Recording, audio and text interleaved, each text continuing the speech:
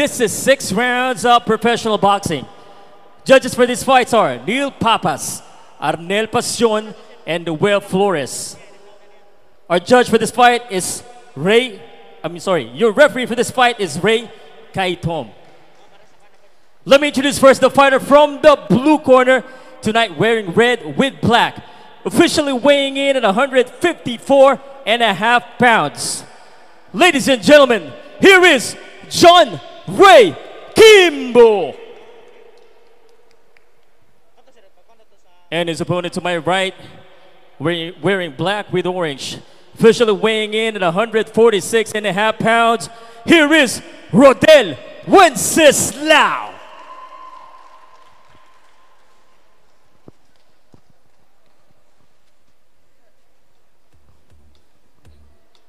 Okay, 6 rounds din yung duaan ha. Maminaw mo na ko. Why sumbag dire? Why sumbag dire, ha? Kung may kog break, break. Okay? Laman no? Hey, Rodel Wenceslao of ARQ Boxing Stable versus John Ryan Quimbo. Again, this is 147 pounds. Wenceslao 146.5 on the way in. And Quimbo almost the same. Wenceslao having the height advantage against Quimbo. Again, I'm now joined with my partner, Mr. Pao Salud, aka Powcast. Salamat. Being an announcer and a commentator. Quimbo, ito na panood ko to before. I like this guy. Although medyo mabigat siya dito sa laban na ito. He's a fighter, no? He looks like he's not conditioned, but hopefully he show us some fight. Quimbo, very aggressive right from the bat. Tingnan natin if Wenceslao, the newest addition of ARQ Boxing Stable. Newest pala talaga siya. Akala ko from outside siya. The newest. Oh, wow. The last time I saw this guy, Wenceslao, he was fighting our welterweight champion, si Al Rivera. Yep. Actually, siguro mga 2 months lang to. Nagsa-start for ARQ Boxing Stable. You know, he approaches the coaches, the management, and of course, you know, if we see some potential, di ba? Who are we to not to get that kind of talent? Kasi ang gusto naman natin, we're here, ARQ Sports. Our founder, Mr. Jason Arquisola, he's here, you know, to really find potential, especially in the Visayas and Mindanao region. Yung kulang kasi, Pao eh. Sa Cebu, medyo marami yun noon, pero ngayon, konting boxing stable na lang. You know, as an avid fan, way back in your younger days, pag boxing talaga, medyo marami talaga yung Cebu eh. Yeah. Bisaya lang malakas eh. Hindi naman. Marami lang talaga. So this Wenceslao is gonna be fighting to impress in his first debut as an ARQ fighter. Let's see. Yeah, he need to use his length. No? Kailangan yung distance eh. Kailangan mo rin yan eh. You need to use the height advantage. Same with basketball. Height is mine. Importante yan. Height is mine. Quimbo. Both fighters are trying to go to the body. They're trying to test the condition. Yun naman siguro sana talaga, di ba?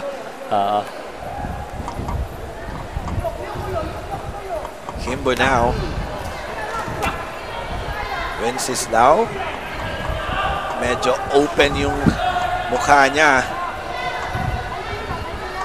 Yun naman talaga. The advantage kasi is more taller against John Quimbo. Quimbo, this guy is a brawler. He's gonna go inside regardless of kung ilang beses mo siya patamaan. So, and that's the end of our first round. First round, scheduled for 6 rounds lang to. Alam mo itong Quimbo, I expect na tatagal ito. Unless ito, may lakas itong si Wenceslao. I've seen that in his previous fight. Pero sabi ko nga, ito si Quimbo, he loves to get hurt. He loves the hurt business. And going in, look at that. Ito si Quimbo. Veterano na to sa larangan ng boxing. You said it, man. Wenceslao. No, makikita mo sa katawan, very athletic. Very disciplined. Again, hard work plus talent. It will give you It's hard to beat that. greatness, of course. But would you agree with me, Mr. Pao? I certainly agree. Yung hard work always beats talent. That's correct. I mean, if you have a talent and you're not doesn't have the hard work, it's gonna be put into waste. So, tama ka dyan. Kasi di ba, ang daming magagaling eh. Pero you know, the work ethic, medyo nawala. Oo. Kasi nga magaling na sila. Pag magaling na, wala na. If you say you're good, then that's the end of your career. And we're now back on our second round, scheduled for 6th round, 147 pound. Quimbo, medyo mabigat to nung weigh-in. Slightly above weight limit. Ito, Quimbo, toying with Wenceslao. Ito, veterano eh. Trying to, you know, baka magkamali si Wenceslao, he will be a counter-puncher. Sabi ko nga sa'yo, this guy loves to get hurt and loves to hurt. He doesn't mind getting punched in the face. Oh, good. Right. Left hook rather there by Quimbo. Wenceslao so far more of the aggressive fighter here in the first 2 rounds. Quimbo naman more of a counter puncher. Quimbo now trying to exchange.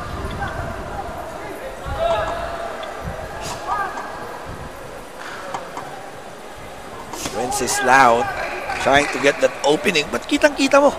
Pao, no? Si Quimbo, 2 hands covering his face and his jaw. This guy is a fighter, no? Regardless of his weight, he is a fighter and he came to fight. Kita mo naman yung kanyang abante dito. Wenceslao. I wouldn't say he's actually winning, but I would say yung kanyang spirit at saka yung kanyang katapangan, it's walang ano. Second to none, talagang pasok lang. Oh, pasok na ng pasok eh. Even toying with Wenceslao. Walang gusto bang magpapatama eh. Trying to test. Kasi minsan yung mga boxer din, Pao, no? They want to try your good punch. No? Kung kaya. Pero yun yung delikado din. Quimbo now with a 1-2 combination. Left jab there by Wenceslao. Wenceslao on the red gloves and Quimbo on the blue one. Wenceslao from ARQ Boxing Stable.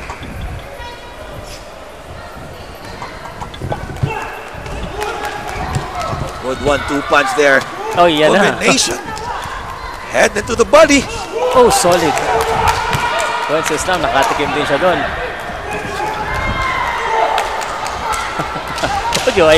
Boy, this guy is very entertaining. He's here to fight. He's here to have fun. I'm talking about Jhun Ryan Quimbo. And that's the end of our second round. Let's see some highlights here.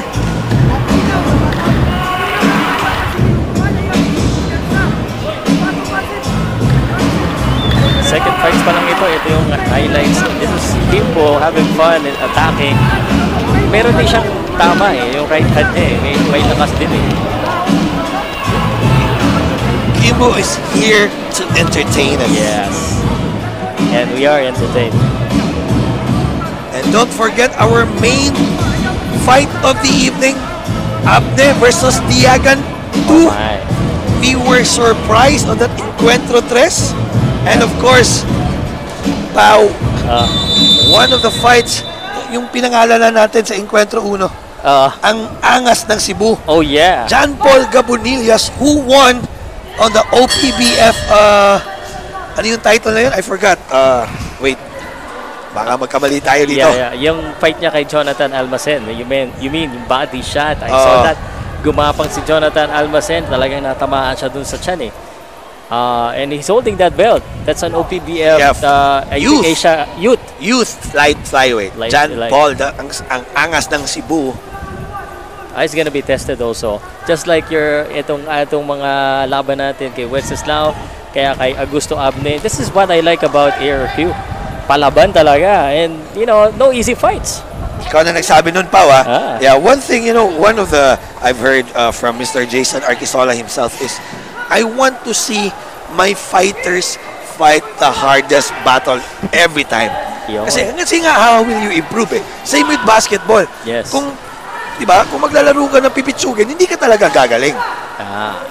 Tama ka dyan. Quimbo, medyo nag-slow down here on the third round. Maybe, trying to get that energy back.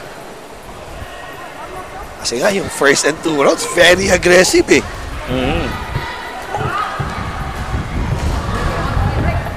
Ito yung ginagawa ni Wenceslao Muhammad Ali, yung rope-a-dope eh. Rope-a-dope. I've tried that. Mahirap pala, no? Yung core mo. Magpapasuntok kasi. Mahirap magpasuntok. Masakit. Mahirap, masakit pa. Wenceslao now trying to hit some combinations. Hindi na talaga tumatama. Quimbo now goes to the body.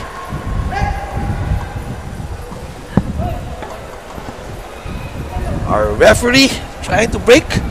Relax lang muna. Si Ref, Ray Kaitom yan. He's also a very good professional boxer.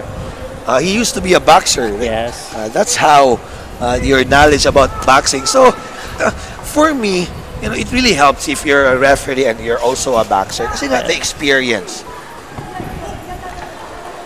Sabi ng mga nakikinig sa atin, dapat daw yung commentator boxer din eh. You ready? You know what? It really helps. But then again, if you study what you're doing, pwede naman eh. Kahit sino pwede kung sinong gusto. Yeah. Quimbo now trying to exchange with Wenceslao. Yan din yung mahirap pag medyo matangkad ka kasi yung pag bitaw mo ng mga tirap, medyo pababa din eh. Nakakapagod yan eh pag hindi ka na tumama. Yeah, the distance and then syempre yung angle ng suntok mo mas mababa ng konti. Well, ito yung mga ganyan, nakukuha naman sa sparring. If he can find the right size, the right kind of style. Wenceslao, Quimbo. Very hard to score on that third round. You can see our replay. Quimbo. Again, would like to thank Games and Amusement Board. Our chairman, none other than Mr. Mitra. Yes. Thank you for all the support, of course. Boss Lando, Sir Jimmy. Thank you for all the support you've given to ARQ Sports, ARQ Boxing Promotions. Again, this is the first time we've fought here in a beautiful facility in Alta Vista Golf and Country Club. Thank you to our General Manager, Mr. Nimrod Conyones, and of course, our head of our IATF, the Panday, Mr. Joel Garganera. Thank you, sir. Again, we'd only thank also our Emergency Rescue Unit, IRUF, for providing us with ambulance and of course for emergency case purposes only. Nandito sila. Salamat po. Marami tayong dapat thank you. But let me just also remind you, this is the 4th round. And yung first round natin, it was an upset. ARQ. First fight natin. Ito na naman. It is a close fight. So, Wenceslao needs to be more visible in his attack para sa akin, ha? Yeah, still. Kasi umaatake din ito. About the same thing, pero mas may palagi ito si Wenceslao as kanina. More thrown punches there for Quimbo. But then again, hindi naman sasabihin natin more punches thrown, medyo mananalo ka. Yes, it's an advantage, but it's more, we're talking about landed punches. Wenceslao trying to go to the body. There you go. Yes. Wow. The thing that I was gonna say, Wenceslao should throw more in the body kasi this guy, Quimbo, came in as a sobrang overweight. Buti natuloy pa tong laban na to. And usually that's a sign of either wala sa kondisyon yung kalaban mo o baka mahirapan sa stamina. So you wanna go to the body. Look at that. Nag-flex pa. Gusto niyang matamaan sa katawan eh. Narinig yata ako eh. Nagpakitang gilas eh. Maybe Quimbo. You know, minsan kasi yung mga fighter na ganyan, pag naggaganyan yan, meaning kaya nila yung suntok ng kalaban. Kasi pag hindi kaya yan, for sure, hindi napapasuntok yan. Or pwede rin kaya nila pero nasaktan sila kasi di ba na so saywar eh. Sometimes like ganun eh. In any sport, psychological is always a factor. Probably in any sport and in any fight there is. Kailangan mo ng yung mind mo talaga set into it and kailangan sabihin ng mind mo kaya. Kahit nasaktan ka na, nakasmile ka pa rin, mahirap yun Yeah. Schedule of 6 rounds. Wenceslao. Good combination to the head.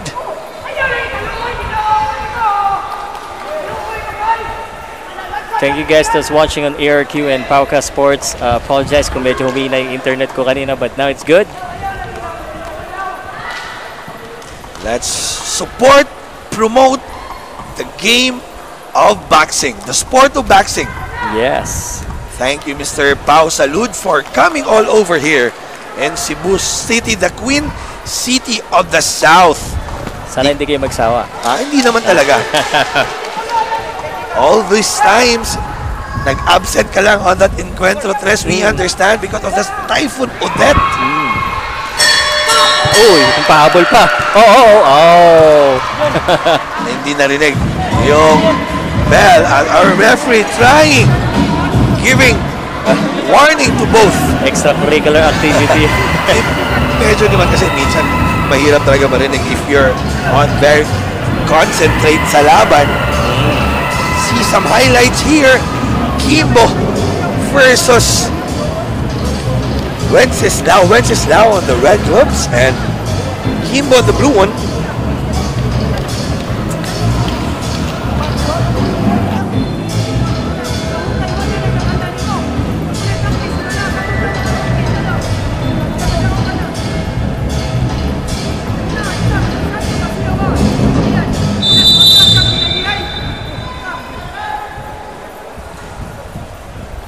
That was a quick break. Round 5 of 6. Scheduled for 6 rounds. Quimbo and Wenceslao still anybody's match. Yeah, and just like the first match, this is another good test for the ARQ boxing boxer. So good. Boxing team. Yeah. So far, I've enjoyed Quimbo. The toying. You know, the entertainment, that's what we want. Tingnan mo, umaatras pa. Yes. I said, alam mo no, sa weigh-in pa lang, sinasabi, ito, sir, pa yung favorite mo, yung, kasi very entertaining panoodin. But all he needs ang kailangan na lang, manalo din siya. Yun lang.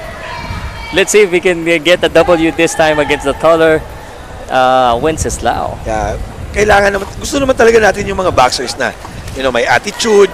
Yeah. All he needs to do is back it up. May character ba? Yung may character talaga. Yes. Importante yun eh. Good or bad, still a publicity. Yes. Manalo, matalo. Pag-uusapan ka pa rin. Yes.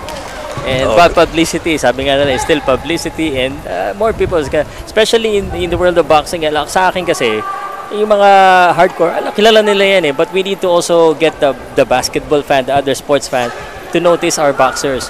And doon lang yun eh, pag may mga intrigang gano'n, saka lang sila lumalabas from exactly. Kasi nga, you know, mula pa nun, hindi pa tayo pinanganak, basketball still the #1 sport here in the country. But yung boxing kasi, sumikat yan, medyo nawala kasi. Naghahanap tayo kasi, yung again, the local promoters, just like Jason Arquesola, the one in Bohol. Sino ba yung sa Jensen? Meron din. We need more. Yeah, we need more of like local promoters just to support our local talents here in the country. Yes, and Encuentro 4, again, thank you very much. I hope na by 5-6, the consistency is really important. Sabi mo nga, yung basketball, kahit anong channel, kahit anong YouTube, kahit anong Facebook, ang daming basketball, daming liga. Exactly. And boxing, with the help of ARQ Sports and other promotions, thank you very much for being consistent, especially in the time of the pandemic. Ang hirap, no?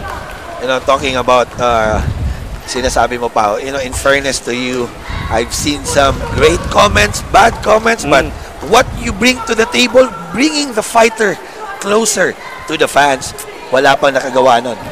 Wala pa. Ikaw pa lang. Hopefully, dumami kami. And, you know, the thing that just like in any, anything, no, I'm happy na marami kami na sumusuporta. And that's really one of the things that I want. No? Mas maraming vloggers, mas maraming kagaya mo. Get into not just basketball, but also boxing. We're a fan of the sport. Yeah. Again, all the way, I started to love the boxing sport.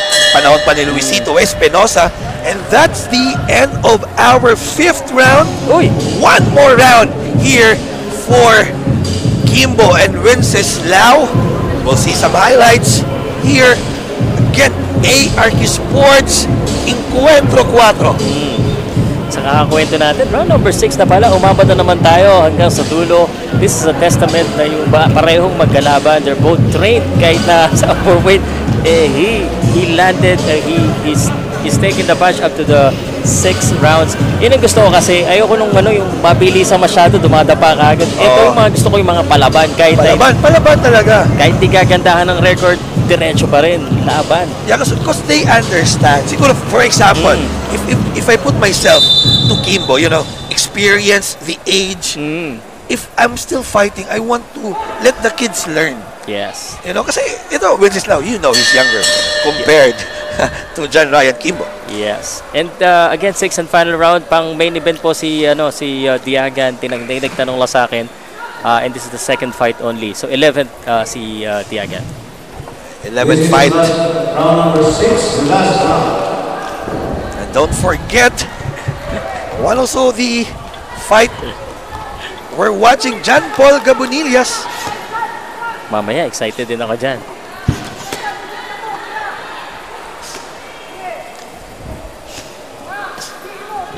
Quimbo now trying to use his body to go to the distance. Nanonoro si Quimbo, and I like the idea of Wenceslao trying to come back more kasi kanina, yun nga, kailangan medyo mas he needs to let go of his hands now the 6 rounds, and you don't know how the judge is scoring. The judge at this fight, nabulol ako. Gaya nung atake ni Quimbo na yun. Yeah, good exchange there. Wenceslao is now more getting that energy back on the 3rd round, trying to trade some punches. Quimbo, artista din to eh. Yes. You don't know if nasaktan ba siya or just toying with you. Quimbo now goes to the, or Wenceslao goes to the body. Nice work. Medyo pagod na rin. Kita naman natin yung nila eh. The way their body reacts, medyo kulang na rin sa akin. Well, look at that. Suntok talaga. Gusto niya talaga matamaan eh. Yes. Sometimes it's disheartening sa mga boxer na sinusuntok, nagpapasuntok na, hindi mo mapatumba-tumba. Oh, it plays with your mind. Alam mo, maganda din itong mag-duck down at saka mag-block si Quimbo eh. Alam niya kasi eh. Oh, yun. Good 1-2 punch there. That's a clean punch. Wenceslao. Tinawanan lang eh. Natamaan nun, pero tinamaan lang eh. Naalala ko yung Shaolin na video na nagpapasuntok sa China. Oh. But good defense after that clean punches of Wenceslao. Using his shoulders. Yes. You know, you can clearly see the gamesmanship of Quimbo. There you go. The veteran. Using his body. Left shoulder, right shoulder. Last 20 seconds of the fight. Wenceslao on the red gloves and Quimbo the blue one. Last 10 seconds. Both fighters trying to exchange.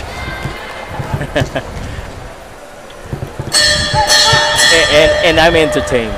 Thank you. Good job. Kumaway pa sa atin si Quimbo. Quimbo. He's here to fight. He's here to entertain.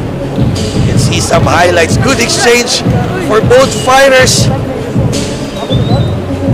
Good block there by Wenceslao on that left jump to the body.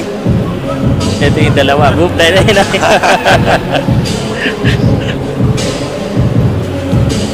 And we're now going to the scorecard. And there's another one. Meron siyang dalawang pasutok dito eh. Boom, boom. Oy! Using the shoulders. Shoutout Jung Baldonado. Shoutout po sa lahat ng mga nanonood. Bryson De La Puente. Thank you sa lahat ng nanonood sa ARQ Sports Promotion. I'm the analyst here, so si Joven ang in charge talaga eh. Sumisingit na ako sa mga shoutouts. Again, we're now, I'll give now to the mic, to the scorecard of our ring announcer, Mr. Powcast.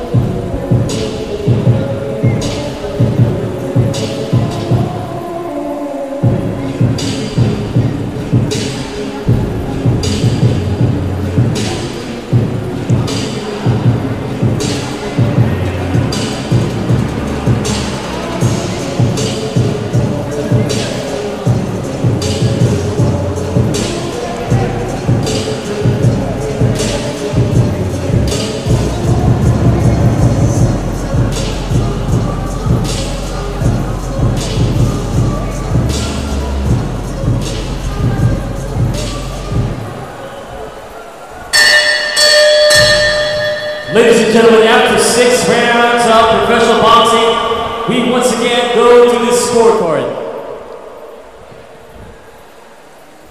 And we have a unanimous decision. Judge Neil Papas scored it 59-55. Arnel Pasion 58-56. And Noel Flores 59-55. All in favor for your winner, Rodel Wenceslao. And that's the first win of ARQ. More cleaner shots by Wenceslao against Jhun Ryan Quimbo. But, you know, Wenceslao needs to develop that strength. Ang daming clean punches. Wala lang knockdown. First win for ARQ. We'll pause for a break. Again, this is Encuentro Cuatro, presented to you by ARQ Sports.